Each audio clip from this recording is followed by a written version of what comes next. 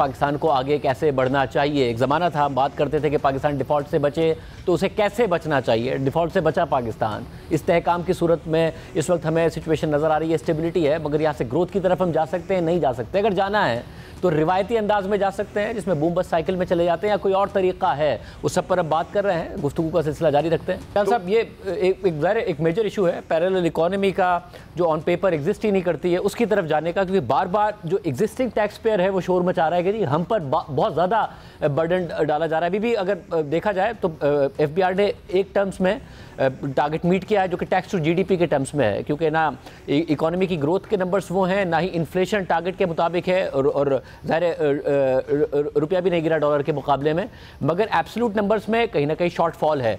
मगर जब इंसेंटिव देने की बात आती है तो फिर वही बात आती है कि शायद इनफॉर्मल इकोनॉमी को दोबारा इंसेंटिव मिल जाएगा, शायद कंस्ट्रक्शन सेक्टर को मिल जाएगा, मिनिमम आप कितने की प्रॉपर्टी बगैर डिक्लेयर किए बाय कर सकते हैं उसको इंसेंटिव मिल जाएगा। सर देखिए, ये 3-4 बातें हुई हैं, अगर आप इजाज़त दें तो तीनों चारों पे बात कर लें। देखिए, GDP साइज की जो बहस है ना, वो हमारे, क्योंकि अब हाउस होल्ड डेटा से एक्सपेंडिचर अकाउंट से भी है, तो वो कोई बहुत बड़ा इशू नहीं है कि हमें अपने GDP का साइज नहीं पता। जो इशू है वो ये है कि उस GDP में से डॉक्यूमेंटेड पार्ट कितना है या उसमें से टैक्सेबल पार्ट कितना है। तो वो बिल्कुल तबा साहब ठीक कह रहे हैं कि that is much smaller proportion. जो इन्होंने गोलमाल की बात की टेक्सटाइल सेक्टर में 1.5, वो भी बिल्कुल दुरुस्त है। वो प्रोडक्शन मॉनिटरिंग की तरफ हम जा रहे हैं, उसके ऊपर वो हमने उसके कुछ सिस्टम डेवलप कर लिए, इंशाल्लाह नेक्स्ट सीजन से जाएंगे। उन्होंने ये भी बात की, एक जो यहाँ पे थोड़ा सा गलत बात हो रही है, या मैं सॉरी, मैं उसमें, ये सब बहुत सीनियर लोग हैं, गलत नहीं, या थोड़ी डिफरेंट बात हो रही है, वो ये है कि फिट टू ग्रो वाली बात जो है ना, कि Pakistan is not fit to grow, बिल्कुल गलत है, बिल्कुल गलत है। कोई मुल्क कभी भी ये कहना कि वो फिट टू ग्रो नहीं है। वो असल में ये फिट टू ग्रो की बहस इसलिए हो रही है कि ट्रेडिशनली हम जिस तरह की ग्रोथ को टारगेट करते रहे हैं, उसके लिए ये अनफिट टू ग्रो है। वो क्योंकि हमारा एक्सपीरियंस ये कहता है कि जब हमने ग्रो करने की कोशिश की तो हमें उल्टा पड़ा, ऐसे ही है ना। और इसलिए हम कह रहे हैं अभी हम फिट टू ग्रो नहीं है। वो जो नंबर है ना कि जी $12 बिलियन होना चाहिए या 18, वो भी उस पुराने एक्सपीरियंस का हिस्सा है। लेकिन क्या ऐसे सेक्टर्स हैं जो आपका डॉलर इंपैक्ट नहीं लाते आपके ऊपर और फिर भी ग्रोथ मुमकिन है? बिल्कुल है। आपका IT सेक्टर है जो बेसिकली एक्सपोर्ट लेड है, बाहर की मार्केट के लिए आप बना रहे हैं, आपके ग्रेजुएट्स हैं यहाँ काम कर रहे हैं। आपका मिनरल सेक्टर है जिसमें बिल्कुल उसमें गुंजाइश मौजूद है, तो यहाँ बिल्कुल ग्रोथ की मेजर एफर्ट करनी चाहिए।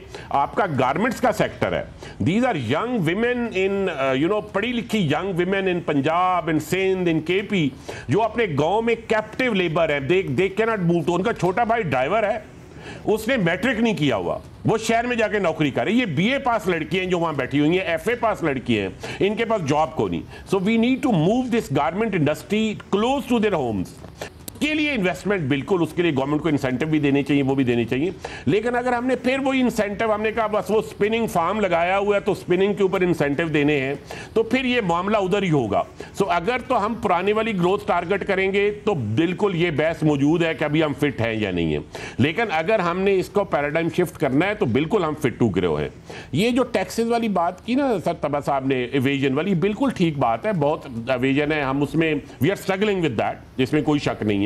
और ये फ्लाइंग फेक एनवाइसेस को, उसके अब हमने दोनों तरह के हल ढूंढने शुरू कर दिए, इंशाल्लाह अगले साल से कुछ बेहतरी आनी शुरू हो जाएगी। मैं एक यहाँ बात हुई जी कि टैक्स पेयर को फैसिलिटेट या नहीं किया जा रहा। अभी आप देखें FBR के ट्रांसफॉर्मेशन प्लान में, and I think they will bear me out, हमने फेसलेस कस्टम्स कराची में शुरू किया है। We are not now only talking, we are trying to walk the talk. और 82% आपका जो टोटल इंपोर्ट्स होती है वो कराची के 4 टर्मिनल्स में होती हैं। इस वक्त जो आपका एवरेज टाइम था GD क्लियरेंस का, वो 106 घंटे से कम होकर 18 घंटे के ऊपर हो गया है। ये आप भले आरफ भाई बैठे हुए हैं, बाकी लोग बैठे हुए हैं, आप उनसे पूछ सकते हैं। रिलेशनशिप थी between the appraisal and importer, उसको ख़त्म कर दिया, सैनिटाइज इन्वायरमेंट क्रिएट की, टेक्नोलॉजी यूज़ की और कुछ एक नीट एंड क्लीन एडमिनिस्ट्रेशन लाने की कोशिश की। उसके नतीजे में ये हुआ है, हम अब इसे पूरे मुल्क में इंशाल्लाह लेके जा रहे हैं। हम ना सिर्फ इधर लेके जाएंगे, हम इवेंचुअली फेसलेस टैक्स असेसमेंट की तरफ भी जा रहे हैं। लेकिन सर ये इनमें से कोई एक्सपेक्ट करना कि इन 3 महीनों में हो जाएगा तो नहीं होगा। ये एहसान साहब को भी पता है, तब्बा साहब को भी पता है, आरफ भाई को भी पता है। इस सारे में मेहनत लगेगी, काम लगेगा, एफर्ट लगेगी, इन्वेस्टमेंट भी लगेगी। जो जैसे ये शिपिंग की बात कर, ईएफएस का इन्होंने बहुत अच्छा जिक्र किया। अब ईएफएस की पॉलिसी क्या थी? अब ईएफएस भी जब आई थी ना, तो वो इस प्रीमाइज पे आई थी कि हमने मुल्क को ग्रो कराना है, हमने एक्सपोर्ट बढ़ानी है, और वो पूरा नरेटिव था कि हम एक्सपोर्ट बढ़ाने। ईएफएस में 5 साल तक आपसे कोई हिसाब ही नहीं है, यानी आपने एक इनपुट इंपोर्ट किया है, आप कह रहे हैं अगर मैं 5 साल बाद यू एक्सपोर्ट कर लूं और यूज कर लूं तो I am fine with it. वो कौन सा ऐसा बिजनेसमैन है जिसको अपने इनपुट को इंपोर्ट करने के बाद 5 साल इंतजार करना पड़ता है कि उसने एक्सपोर्ट करना है? अगर वो ये कर रहा है तो वैसे he shouldn't be in the business. तबा साहब नोज दैट। सो किसी भी इंडस्ट्री में आप देखें 9 महीने, साल, यस समझ आती है बात, कुछ एरियाज में तो 6 महीने में वो एक्सपोर्ट हो जाना चाहिए। और ये जो सब्स्टिट्यूशन होती है जिसका तबा साहब ने जिक्र किया है कि आपने बटन वो मंगाए जो महंगे वाले हैं, उस पर ड्यूटी नहीं दी, सस्ते वाले बटन से लगा के शर्ट एक्सपोर्ट कर दी, और महंगे वाले बटन को लोकल मार्केट, ये और बहुत सारे ऐसे आइटम्स में होता है। अच्छा, अब इसके ऊपर भी हम एक ईएफएस की, मैं जस्ट टू टेल यू कि कैबिनेट ने 2-3 दिन पहले अप्रूवल दे दी है। हमने ईएफएस स्कीम को पूरा ओवरहाल कर दिया है, उसकी जितनी मेजर कमजोरियां थी वो इंशाल्लाह दूर हो जाएंगी और हम उसकी तरफ मूव कर रहे हैं। ये दोनों चीजें हो रही हैं, दोनों साइड पे हो रही हैं, लेकिन ये है कोई, इसमें ना थोड़ा पेशेंस की जरूरत है, ग्रोथ में भी थोड़ा पेशेंस की जरूरत है और रिफॉर्म में भी पेशेंस की जरूरत है। एंड आई थिंक इस वक्त जिस तरह सब लोग अलाइंड है, मुझे तो इवन जो आपके कंप्लायंट बिजनेसमैन है वो भी इस सारी विजन के साथ अलाइंड लगते हैं। तो I hope we are on the right path, बस we should have the patience to state. हम इसमें किसी वक्त जाके घबरा के जो है ना वो यकदम को दौड़ ना लगा दे, बस उससे हमें बचने। We have to resist the temptation to over grow.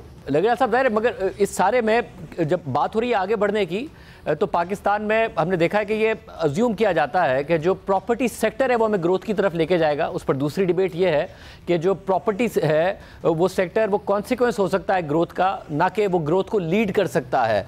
अब एक दफ़ा फिर आप लोगों ने पहले बड़ी सख्तियों की बात की थी कि हम ये इनफॉर्मल इकॉनमी को ख़त्म करेंगे, ये जो प्रॉपर्टी सेक्टर के जरिए काला धन सफ़ेद किया जाता है इसको ख़त्म करेंगे, मगर एक दफ़ा फिर बात हो रही है कि जो मिनिमम जो टैक्सेस हैं वो भी कम किए जाएँ, 1 करोड़ रुपए तक की बाइंग पर नो क्वेश्चंस आस्क्ड वाली पॉलिसी हो। तो फिर दूसरी इंडस्ट्री को इंसेंटिवाइज करने की बजाय हम फिर इस तरफ जा रहे हैं।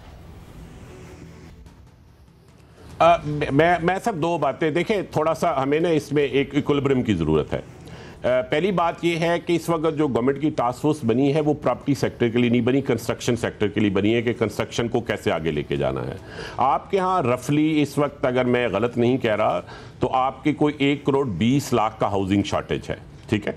तो ऐसा बात नहीं है। देखिए, हाउसिंग का सेक्टर बुरा सेक्टर नहीं है, हमने उसको जिस तरह स्ट्रीट किया, स्ट्रक्चर किया, उसमें इश्यूज आए।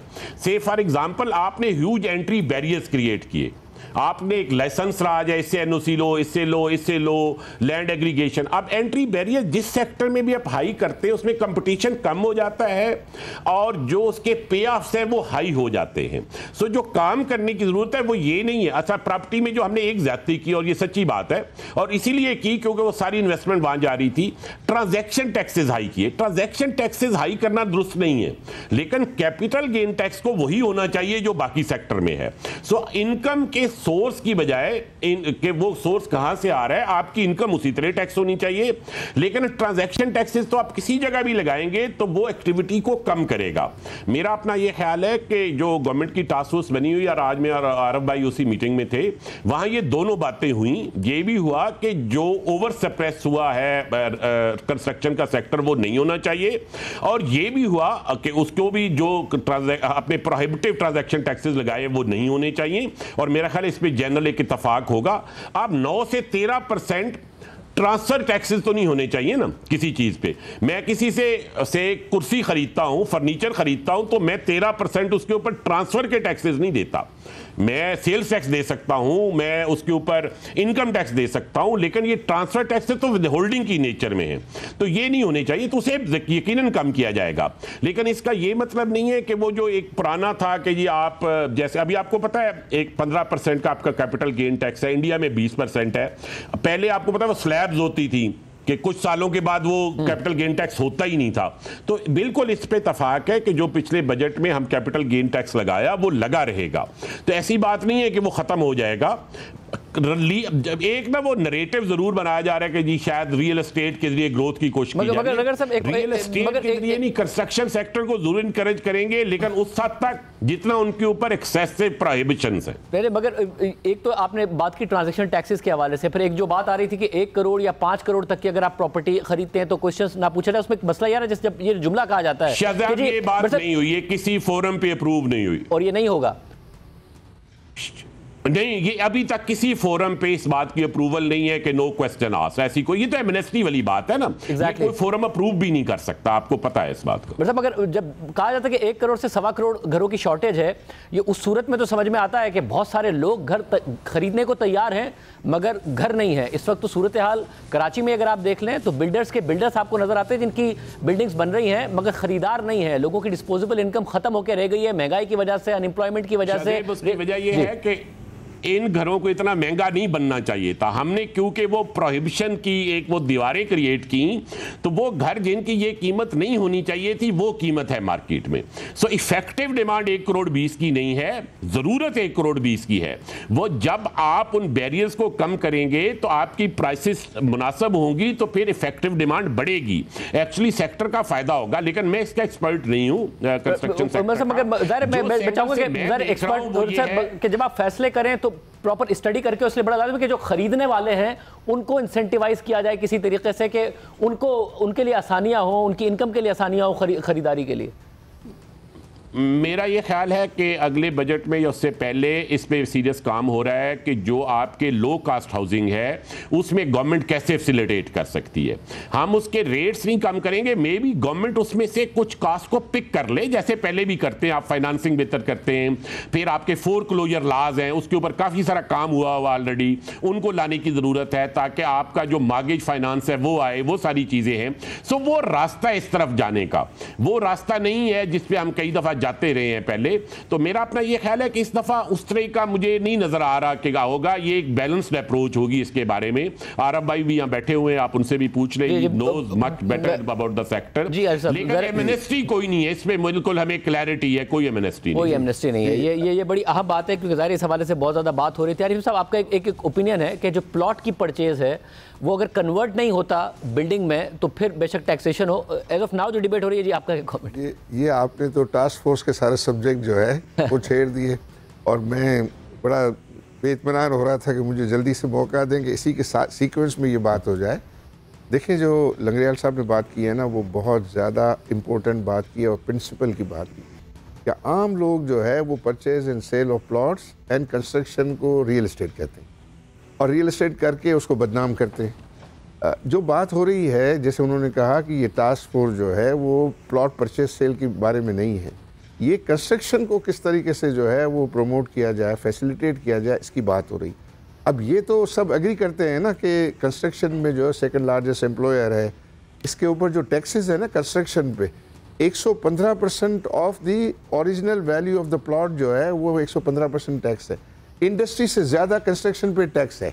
आप कैलकुलेशन करके जो है वो बैठें। अब इस पर तो बहरहाल बहुत इत्तेफाक है किस तरह लोगों को फैसिलिटेट किया जाए, छोटे लोग किस तरीके से जो है उनके ऊपर जो है फाइनेंसिंग इंस्ट्रूमेंट्स क्या होने चाहिए, कैसे करने चाहिए। दुनिया में जो सब चीज़ें हैं वो सिर्फ ये पार्ट तो टैक्स का भी जिक्र हुआ, लेकिन वो 4-5 और जो है वो एरियाज़ हैं कि जिस पर रिकमेंडेशंस हैं और इंशाल्लाह वो जब पूरी की पूरी रिकमेंडेशन आएगी तो आप ये देखेंगे कि मुल्क के अंदर जो है वो purchase of houses, shops and offices जो है वो फैसिलिटेट होगा। वो तो सब चाहते हैं ना, उस पर तो कोई किसी का आई थिंक डिफरेंट ओपिनियन नहीं है।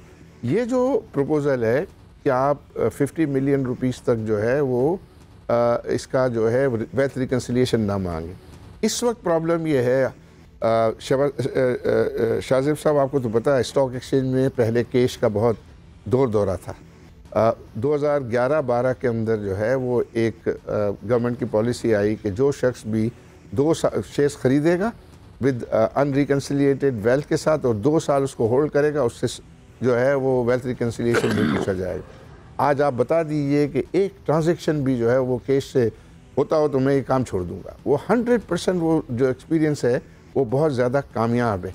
रीट में हम काम करते हैं, कोई बता दे कि एक भी जो है वो ट्रांजैक्शन जो है वो कैश पे होता है, उस पर जो है वो रीट में सेंट्रल डिपॉजिटरी जो है वो इसका कस्टोडियन है, प्लॉट उसके नाम पर होता है, प्रॉपर्टी उसके नाम पर होती है, सारी रिसीट्स जो है बायर से वो रिसीव करता है, और सारी एक्सपेंडिचर जो है डिसबर्समेंट्स है वो सेंट्रल डिपॉजिट, उसमें डेवलपर का कोई अमल दखल जो है वो नहीं होता सिवाय उसकी मैनेजमेंट के। अब इस वक्त ये हो रहा है कि बहुत सारे कॉर्पोरेट, हम तो इस बिजनेस में दिन रात है ना, बहुत सारे corporates, banks, financial institutions, they want to enter into a construction business, लेकिन जो अल्टीमेटली जब वो सेल करने जाते हैं तो वो बायर वो कहता है कि मेरे पास वेल्थ रिकन्सिलिएटेड जो है वो वेल्थ नहीं है, मैं आपको कैश दूंगा। अब कैश लेना उनके लिए बहुत मुश्किल हो जाता है, क्योंकि अगर वो कैश लेते हैं तो फिर आगे उसको बैलेंस भी उनको फिर कैश पे करना है। तो इसका मतलब ये है कि वो सारे कॉन्ट्रैक्टर को पैसे भी कैश दें, लेबर को भी कैश दें, फिर मटेरियल ख़रीदते हैं उसको भी जो है वो कैश दें, और उससे गवर्नमेंट के जो है वो सारे टैक्सेस आप देखें ना, कितने ज़्यादा टैक्सेस जो है वो एवेड होते हैं, और टैक्सेस जो है वो गवर्नमेंट को नहीं मिलते।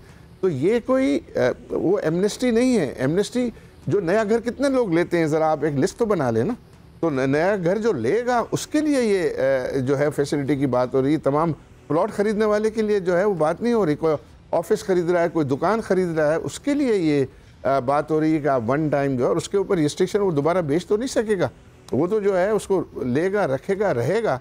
तो एंड यूज़र के लिए इसलिए क्या ये प्रपोजल है, ताकि सारा आपका जो साइकिल है वो डॉक्यूमेंटेड हो जाए। वो डॉक्यूमेंटेड हो जाए तो आप ये कहते हैं ना यार हमारी एक्चुअल जीडीपी तो बहुत है, वो सही रिकॉर्ड पे नहीं आती है। तो इसलिए नहीं आती है कि सारा जो है अनडॉक्यूमेंटेड जो है मामला चल रहा होता है। तो आप तो उनको कोई रास्ता नहीं दे रहे। पिछले दिनों जब चीफ साहब आए थे यहाँ कराची, तो लोगों से उन्होंने कहा कि आप पैसे अपने वापस लाएं।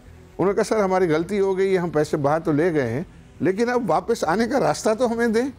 तो ये तो हम, चलो वो तो फिर भी इतने ज़्यादा सिंपैथी के हकदार नहीं है, लेकिन ये जो घर ख़रीदने वाले भाई बहन बाप बेटे पैसे जमा करके, उनके पास वेल्थ रिकन्सिलिएशन कभी उन्होंने ज़िंदगी में अपनी की नहीं होती है। अब उससे आप वेल्थ रिकन्सिलिएशन जो है वो कब मांगेंगे आप? बेशक आप कहेंगे भी 5 करोड़ रुपया कोई बहुत ज़्यादा है, आप एक रीज़नेबल जो है चीज़ के जिससे आपको ये लगे कि जो लोग सही बिल्डर ये सही काम करना चाहते हैं, पुराने गुनाहों की तलाफ़ी करके सीधा चलना चाहते हैं, उनको अगर आप मौका नहीं देंगे तो I think good luck to the government and policy maker कि अगर वो इसी तरह चलना चाहते हैं इसी तरह जो है वो चलें। लेकिन ये तो हम best interest of the country and best interest of the trade जो है वो बात कर रहे हैं।